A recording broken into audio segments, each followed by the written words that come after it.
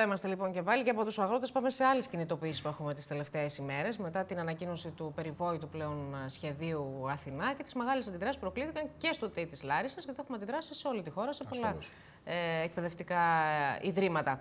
Εμείς έχουμε κοντά μας τον κύριο Βασίλη Βλάχο σήμερα, είναι καθηγητής στο τμήμα Τεχνολογίας Πληροφορικής και Τηλεπικοινωνιών, το επίμαχο τμήμα του. Αυτό που βάζει εδώ στην Πάιλα μία, ναι. Έτσι ακριβώς. Και τον κύριο Χρήστο Χασιώτη, είναι σπουδαστής στο συγκεκριμένο τμήμα του ΤΕΙ της Λάρισσας. Καλώς ήρθατε και οι δύο. Καλώς σας βρήκαμε.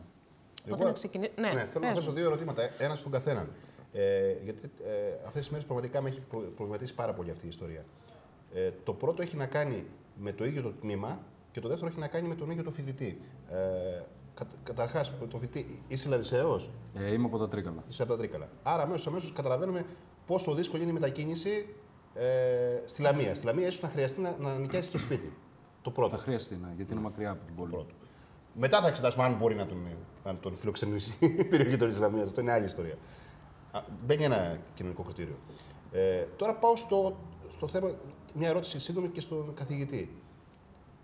Ακούω από συναδέλφους σας αυτές τις μέρες, αλλά και ο Περιφερειάρχης το παραδέχτηκε αυτό, ότι ίσως να είμαστε το μοναδικό ΤΕΙ της Λάρισσας, Παύλα Θεσσαλίας, πλέον όπως έγινε, που του παίρνουν ένα τέτοιο τμήμα. Πέρα από το ότι είναι αντιπαιδαγωγικό, είναι αντιεπιστημονικό και όλα αυτά, το οποίο υποστηρίζει και τα υπόλοιπα. Και υπάρχει ο φόβος ότι αυτό σιγά σιγά σημαίνει σταδιακά ένα ξύλωμα στην κυριολεξία όλου του ΤΕΙ. Το φοβάστε αυτό? Έχουμε την ατυχία να είναι το ΤΕΙ Θεσσαλίας, το μοναδικό ΤΕΙ σε όλη την Ελλάδα που δεν θα έχει τμήμα πληροφορικής.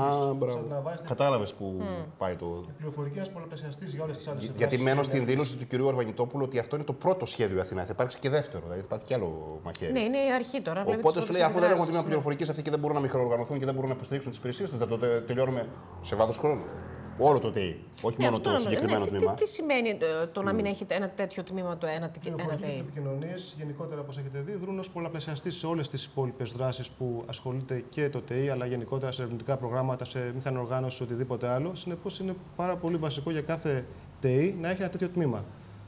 Είναι η καρδιά του που λέμε έτσι. Το καινούριο ΤΕΙ Θεσσαλίας θα είναι το μοναδικό σε ολόκληρη την Ελλάδα, στο οποίο δεν θα διαθέτει τμήμα πληροφορικής. Και αυτό θα δημιουργήσει, όπως είναι και λογικό, πάρα πολλά προβλήματα. Να σας πω ότι εμείς σαν καθηγητές του τμήματος πληροφορικής, σε καμία περίπτωση δεν είμαστε αντίθετοι στο σχέδιο Αθηνά. Θεωρούμε ότι ένας εξορθολογισμός στην τριτοβάθμια εκπαίδευση είναι και επιθυμητός και ζητούμενος και φυσικά είναι κάτι το οποίο θα πρέπει να γίνει. Αυτό το οποίο εμείς ζητάμε είναι αυτό να εφαρμοστεί με ακαδημαϊκά αντικειμενικά κριτήρια. Ό,τι ακριβώς έλεγε ο Υπουργός δηλαδή και ό,τι ακριβώς γράφει και το ίδιο το σχέδιο Αθηνά, αν ξεφύλισετε τις πρώτες σελίδες, αυτό ακριβώς γράφει. Ναι, στις γενικές αρχές έτσι είναι. Μετά αρχίζουν οι παρεμβάσεις πολιτικές, όταν γίνεται στο διατάφτα. Δεν ίσχυσαν τα κριτήρια αυτά. Αν θέλετε να δούμε μερικά επιμέρους στοιχεία, θα έχει πάρα πολύ ενδιαφέρον να κατανοήσουμε ότι ένα τμήμα όπως το τμήμα πληροφορικής του ΤΕΙ Λάρισσας, το οποίο διαθέτει 16 καθηγητές, που σημαίνει ότι μπορεί να υποστηρίξει το εκπαιδευτικό του έργο αυτόνομα ή με πολύ μικρές προσθήκες, μεταφέρεται σε ένα τμήμα που έχει 9 καθηγητές. Και 9 καθηγητές είναι το όριο που είχε βάλει και το ίδιο το Υπουργείο, όπου έλεγε ότι τμήματα τα οποία έχουν μονοψήφιο αριθμό διδασκόντων δεν μπορεί να είναι βιώσιμα. Ένα επιπλέον στοιχείο είναι ότι έχουμε 2.000 ενεργούς φοιτητές. Είναι περίπου η διπλάση, 40% παραπάνω από τους αντίστοιχους της Λαμίας.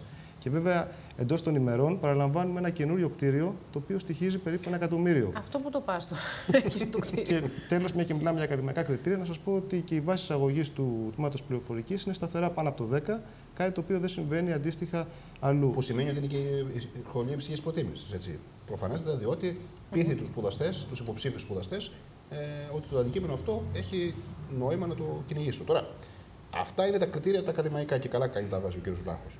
Εγώ θέλω να ξαναπάμε λίγο στο σπουδαστή και να τον ρωτήσω πέρα από το οικονομικό, που είναι το πιο σημαντικό στην περίοδο αυτής της οικονομικής κρίσης.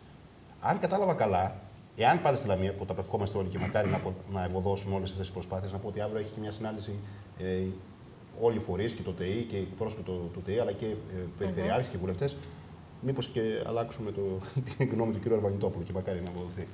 Πάμε τώρα στο ίδιο εδώ τώρα είναι το περίεργο. Αν κατάλαβα καλά, ξεκινάει κάποιο σπουδαστή σε αυτό το ΤΕΙ για να πάει αυτό ακριβώς που λέει πληροφορική και τηλεπικοινωνίες και μπορεί να βρεθεί μόνο με πληροφορική ή εν πάση περιπτώσει με κάτι σαν αυτό που είχε αρχικά σχεδιάσει στο μυαλό του. Έτσι δεν είναι? Διότι δεν υπάρχει υποδομή στη Λαμία για να συνεχίσει να είναι αυτό το ΤΕΙ αυτόνομο. Αυτό που λέει το σχέδιο είναι ότι αν πάμε εκεί πέρα θα λεγόμαστε μηχανική πληροφορική. Που είναι εντελώς διαφορετικό από το. Εντελώς διαφορετικό. Το πρόγραμμα σπουδών, το τωρινό το δικό μας, με το πρόγραμμα σπουδών του ΤΕΙ Λαμίας, της πληροφορικής, είναι εντελώς διαφορετικά. Μάλιστα. Δηλαδή, εμείς έχουμε τηλεπικοινωνίες, αυτοί δεν έχουν. Ακριβώς. Τα μαθήματα τα δικά μας με τα μαθήματα τα δικά τους δεν θα μπορέσουν να συγχωνευτούν. Δηλαδή, εγώ τα μαθήματα που έχω περάσει στο ΤΕΙ Λάρισσας δεν ξέρω τι θα γίνουν στη Λαμία. Αν χρωστάω 5 μαθήματα π.χ. Ναι, κατάλαβα. και πάω εκεί πέρα, δεν ξέρω καν τι γίνεται. Δηλαδή, για λόγο ξεκίνησα και άλλο θα με πάει η ίδια η πολιτεία. Δηλαδή, υπολόγιζα ότι σε ένα εξάμηνο μπορεί να τελείωνα και μπορεί να μου πάρει ένα χρόνο και. Μάλιστα. Είναι πολλά τα. Όχι, έλα στη θέση τώρα του σπουδαστή. Για να δούμε και τα κοινωνικά κριτήρια. Που είναι τα τρίκαλα. Ή κάποιο είναι από τη Λάρισα, ή κάποιο είναι από την Καρδίτσα, ή κάποιο είναι από τον Βόλο. Που πολλοί φαντάζομαι κύριε καθηγητά πηγαίνουν έρχονται έτσι καθημερινά. Έτσι. Αυτό είναι πάρα πολύ σημαντικό. Το 40% των σπουδαστών μας είναι από την περιφέρεια της Θεσσαλίας. Άλλοι είναι από γειτονικές. Άκουγα χθες κάποιον από Θεσσαλονίκη που υπάρχει και ο προαστιακός που γυρνάει στη Θεσσαλονίκη. Ενώ δεν μπορεί να πάει με το τρένο μέχρι τη Λαμία. Ναι. Αυτό που έχει πάρα πολύ ενδιαφέρον είναι ότι ο ίδιος Υπουργός, στον συνάδελφό σας, τον κύριο Χατζηνικολάου, είχε δεσμευτεί ότι δεν θα υπάρχει καμία μεταφορά ιδρύματος από περιφέρεια σε άλλη περιφέρεια ώστε να αναγκαστούν οι σπουδαστές. Τώρα θεωρώ ότι ακόμα η στερεά Ελλάδα και η Θεσσαλία είναι διαφορετικές περιφέρειες, άρα μάλλον στην προκειμένη περίπτωση θα πρέπει να το ξαναδούμε. Αυτό επίσης που ανακοίνωσε ο κύριος Αρβανιτόπουλος, ότι θα δοθεί και κάποιο επίδομα για τους φοιτητές που θα χρειαστεί να μετακομίσουν, σας ικανοποιεί καθόλου? Το έχετε δει? Γιατί δεν θυμάμαι καν ανακοίνωσε κάποιο ύψος, κάποιο ποσό συγκεκριμένο. Δεν ξέρω. Για το ποσό δεν ξέρω, το διάβασα ότι θα δοθεί κάποιο επίδομα. Δεν νομίζω να βγει κάτι τέτοιο. Ναι. Όχι, δεν ικανοποιεί. Δηλαδή να ξεκινήσει, να ξενοικιάσει από εδώ, να νοικιάσει πάλι και εδώ πέρα οι πιο πολλοί σπουδαστές δουλεύουν, τα βγάζουν πέρα μόνοι τους. Δηλαδή πρέπει να πας εκεί να βρεις δουλειά. Και πάλι. Κάποια παιδιά μένουν σε εστίες. Εστίες η Λαμία δεν έχει. Είναι και αυτό. Δεν έχει. Μιλάμε για προβλήματα μεγάλα, δεν είναι απλά τα πράγματα. Τι επίδομα να δώσει.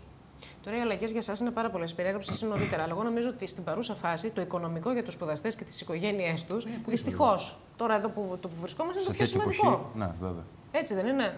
Βέβαια. Πώς να τσοντάρουν οι γονείς τώρα περισσότερο στα παιδιά? Πρέπει να πας στη Λαμία να πληρώσεις τα 2 πρώτα ενίκια, να κάνεις σύνδεση νερό, ρεύμα. Είναι πάρα πολλά και τα ενίκια θα ανεβούν έτσι στη Λαμία. Δεν υπάρχουν τόσα πολλά σπίτια. Θα πάνε τόσοι φοιτητές. Θα εκμεταλλευτούν αυτή την κατάσταση σίγουρα. Έχεις δίκιο σε αυτό. Έχεις δίκιο σε αυτό. Τώρα ερχόμαστε στο άλλο, που νομίζω επίσης πρέπει να το εστιάσουμε. Γιατί φαντάζομαι αυτή θα είναι και η επιχειρηματολογία σας αύριο στον Υπουργό. Πάμε τώρα τα επιστημονικά κλινικά κριτήρια. Είπαμε πρώτον. Οικονομικά δεν το συζητάμε. Παραδίδεται ένα κτίριο 1 εκατομμυρίου ευρώ και πάει στο Βρόντο. Ένα το κάτω. Δεύτερο, από ό,τι μας έλεγε χθες ο κ. Περιφερειάρχης, υπάρχει και ακόμα ένα κτίριο, ένα 120, που επίσης είναι σχεδιασμένο κυρίως για την ΤΕΙ πληροφορικής, επίσης πάει στο Βρόντο. Πάτε τώρα σε ένα ΤΕΙ το οποίο από ό,τι κατάλαβα δεν έχει την υποδομή ούτε καν σε αίθουσες, όχι σε εστίες που λέει ο σπουδαστής, να φιλοξενήσει αυτά τα παιδιά. Αν πάτε, βάζουμε πάντα αυτό το ερωτηματικό γιατί δεν θέλουμε. Και αλλάζει και το αντικείμενο. Εντάξει, αυτό δεν.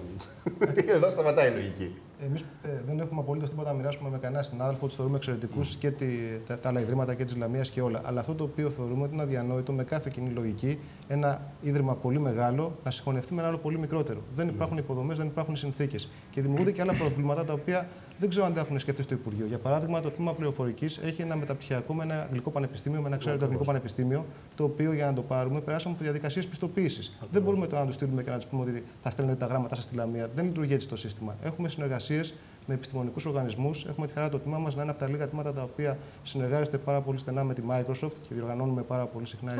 Βεβαίως, διοργανώνουμε πάρα πολύ για κινητά τηλέφωνα, για το cloud και για πάρα πολλά άλλα πράγματα, ημερίδες, σεμινάρια και πάρα πολλές άλλες δράσεις. Είμαστε φοιτητικά παραρτήματα οργανισμών παγκοσμίου εμβέλειας όπως ο ΙΣΑΚΑ και ο ΑΣΠ. Έχουμε πάρα πολλές συνεργασίες. Έχουμε 4 ερευνητικά προγράμματα τα οποία τρέχουν αυτή τη στιγμή, 3 προγράμματα Αρχιμίδης και Αναθαλής. Και αναρωτιόμαστε τι θα γίνει. Αν φύγουμε, θα πρέπει να ξαναπεράσουμε όλη αυτή τη διαδικασία από την αρχή.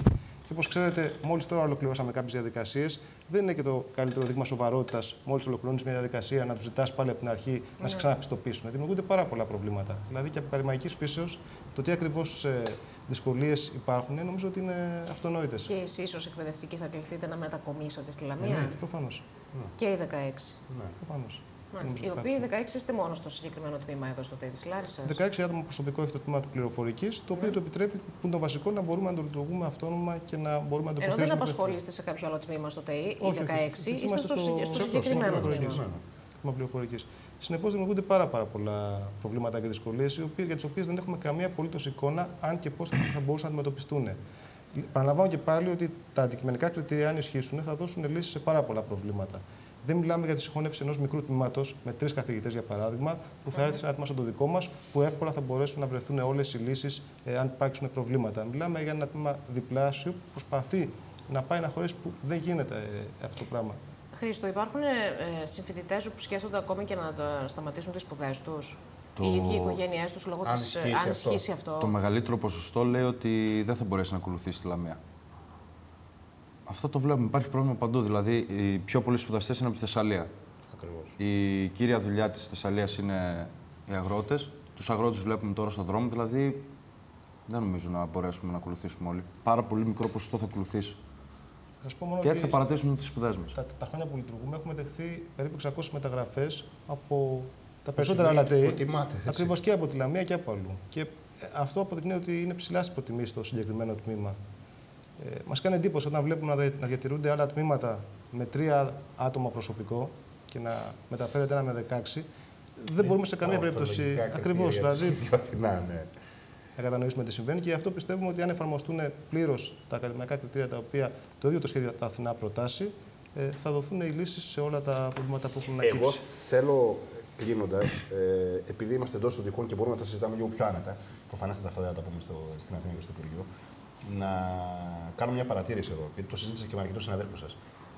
Μου φαίνεται ότι και καλά κάνατε ότι σκεφτόσασταν όλο αυτό το διάστημα με τη λογική ότι βρίσκεστε σε ένα άλλο κράτος. Και θεωρήσατε ότι δεν πρέπει να αντιδράσουμε σε αυτές τις διάφορες φήμες, διότι ακριβώς άμα πάρουμε καθαρά τα τεχνοκρατικά και τα εκπαιδευτικά κριτήρια, δεν θα πρέπει να περάσει από καθενός στο μυαλό ότι θα μετακομίσει το τμήμα πληροφορικής. Αλλά επειδή δυστυχώς ζούμε στην Ελλάδα και επειδή δυστυχώς όταν ακούς βαρύγδουπα νομοσχέδια που θέλουν να αποκαταστήσουν παλιότερες αδικίες πολιτικαντισμού, αυτό δεν σημαίνει τίποτα. Ίσως θα έπρεπε να έχει υπάρξει μια οργανωμένη αντίδραση πιο νωρίς. Δηλαδή, βλέπω και στο Πανεπιστήμιο Θεσσαλίας, τις προάλλες που εξώσαμε τον Πρίτανη, που έλεγε: παιδιά, δεν μπορώ να μπω στη λογική τώρα να βάλουμε τον Μητροπολίτη μπροστά για το αν θα πρέπει να κρατήσουμε κάποιες σχολές, επειδή υπήρχε συζήτηση. Διότι δεν μπορεί να διανοηθεί κανένα στο Πανεπιστήμιο Θεσσαλίας θα πάει στο Πανεπιστήμιο Λαμίας. Τελικά, εντάξει, το Πανεπιστήμιο Λαμίας με 3 καθηγητές καταργήθηκε, έτσι, λογικό. Αλλά παρόλα αυτά υπήρξε μια αντίδραση.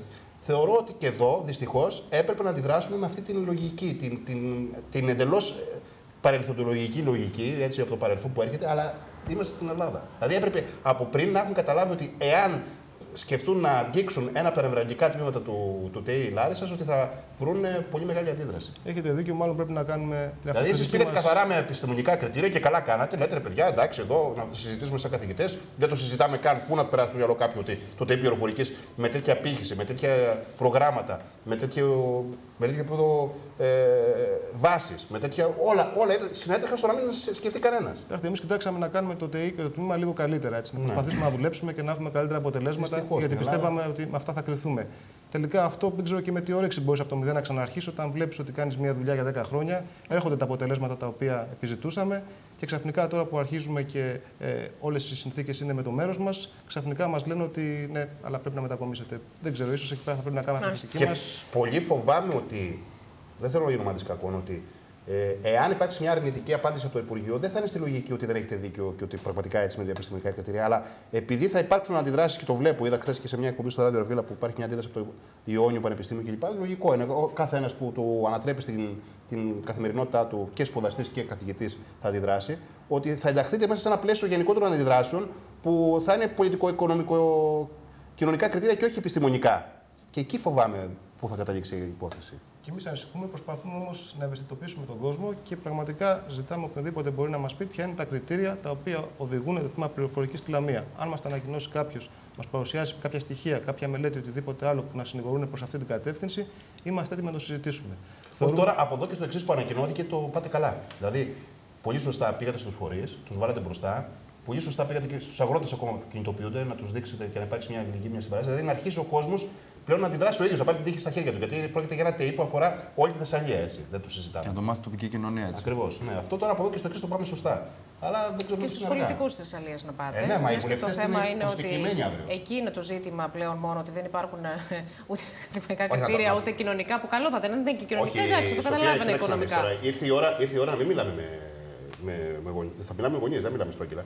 Ο κύριος Χαρακόπουλος, αναπληρωτής Υπουργός Γεωργίας, ο κύριος Κέλλας, βουλευτής της Νέας Δημοκρατίας, ο κύριος Αχινίδης και ο κύριος Ψήρας, που συμμετέχουν και στην κομματική κυβέρνηση της Δημοκρατικής Αριστεράς, προφανέστατα και οι δύο του ΣΥΡΙΖΑ και του κυρίως οι πρώτοι, ναι, που συμμετέχουν στην κυβέρνηση. Θα πρέπει αύριο να πούνε ότι κοιτάξτε κύριοι, εδώ κάνετε ένα πρόγραμμα, κύριε Αρβανιτόπουλε, εγώ έτσι το καταλαβαίνω, στο οποίο λέτε ότι βάζετε κάποια επιστημονικά κριτήρια και εδώ δεν τα τηρείτε. Άμα, εάν το συνεχίσετε αυτό, θα υπάρχουν επιπτώσεις. Εγώ δεν το δέχομαι διαφορετικά. Ας ξεκινήσουμε από τους βουλευτές της Λάρισσας και στη συνέχεια να βάλουμε και τους βουλευτές της Θεσσαλίας μέσα. Νομίζω ότι εκεί πρέπει να απευθυνθούν. Στην που δεν υπάρχουν αξιοκρατικά κριτήρια, ας μετρήσουν τότε τον πόη τους. Συγγνώμη που το λέω, παιδιά. Οι βουλευτές. Τώρα, συγγνώμη κύριε Λάκο, εσείς δεν το έχετε ακούσει ότι το τι έγινε στη Λαμία πιθανόν να είναι του κυρίου Θαϊκούρα, ας πούμε. Τα έχετε ακούσει. Τι έγινε στην Καλαμάτα του κυρίου Σαμαρά, το τι έγινε στη Σέρρες του κυρίου Καραμαγή και πάει λέγοντας. Ή το τι έγινε στην Βρυτανία με τη μεταφορά του ΤΕΙ της Απωνίας. Επειδή ξέρω εγώ είναι δήμαρχος εκεί, λέει ο κύριος Μπακογιάης. Αυτό στο τέλος εκεί καταλήγουμε. Εμείς προσπαθήσαμε να κάνουμε τη δουλειά μας όσο καλύτερα γίνεται και να κρυθούμε βάσει των αποτελεσμάτων της. Τελικά βλέπω ότι μάλλον έχετε δίκιο και θα έπρεπε να έχουν γίνει πολλές παράλληλες ενέργειες.